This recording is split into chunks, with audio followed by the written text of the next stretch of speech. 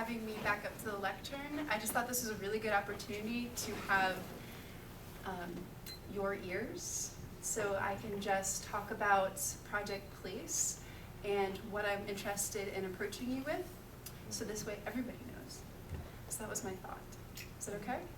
Yes. All right. Again, my name is Andrea Sled, and I am an AmeriCorps Vista with an organization called Project Place. And PLACE stands for People Lacking Ample Shelter and Employment. I'm a little over halfway through my service year as an AmeriCorps Vista.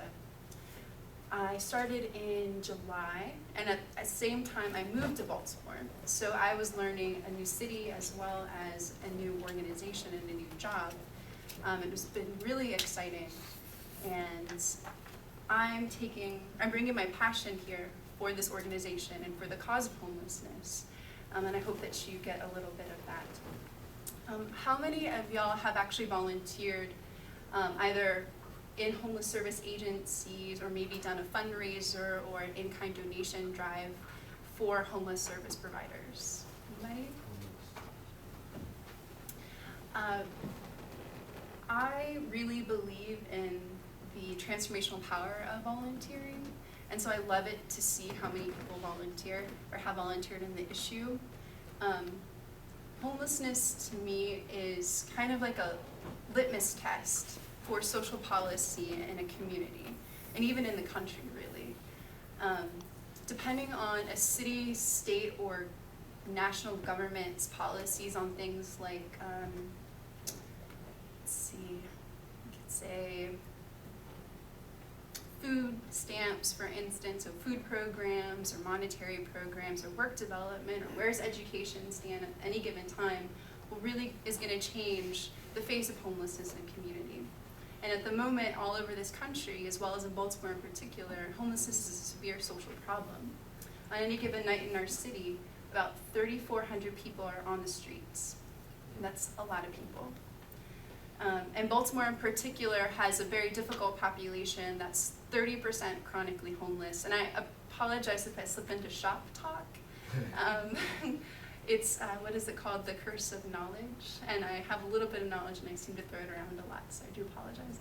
But chronically homeless means that someone's been homeless for 6 months or longer at one period, or multiple periods over 3 years. And so it's kind of those people that haven't been able to transition out of homelessness. And that's 30% of this population. That's a lot of people. About 10% of the population is homeless youth.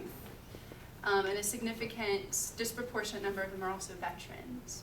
So at Project Place, we've actually been serving the homeless since the early 70s. The current executive director is a founding member. And as a university student, she helped us to found this organization because she saw that there was an absence of services in the community. And so over the years, as she's seen the population evolve and change, Project Place has changed with it. And at this moment, we provide different types of housing, both transitional and permanent housing, combined with supportive services for homeless single adults and families. I say we provide different types of housing because what we found is that people need different types of support depending on what's going on in their lives. And because Project Place tries to serve the people who are the most needy, because maybe they have multiple diagnoses, they are former offenders, they're veterans, they're victims of domestic violence, they're trying to overcome substance abuse, maybe they also have a chronic mental health condition or a physical health condition. About 60 to 70% of folks at our facilities are living with AIDS or HIV, which can make a lot of the physical illnesses that much worse if they haven't been taking their medication, which they probably haven't because they've been homeless. Excuse me. Or a combination of all of those factors, which combined it's like a dozen wet blankets on your head. And so we really try to be that support and that stable place for someone to get on their feet. And sometimes it doesn't happen in the first try. That's one of the things I like about working at Project Place is that their doors are open for a second, or sometimes even a third if it takes that. But over those 30 years, we've served over 10,000 people, and we have so many success stories. And the reason I came here tonight in particular was because I have the privilege of working with some of those success stories. I facilitate and coordinate something called the Client Advisory Board at Project Place. And what that is, oh, how am I doing on time, Time Master? We're just reaching 5 minutes. Okay. Client Advisory Board is a group of clients at Project Place, current and former clients, who've successfully moved on to become stable. Most of them are in permanent housing and living independently. But what they do is they've come back to help give a voice to clients at Project Place, to help have a say for clients in our policies and programs. They also do advocacy in the community as well as volunteer at Project Place. And our vision, in part, is to, as part of that advocacy in the community, is to help them tell their stories. Because I think a lot of times people don't have an into homelessness. It's such an obvious problem, but at the same time it's so abstract.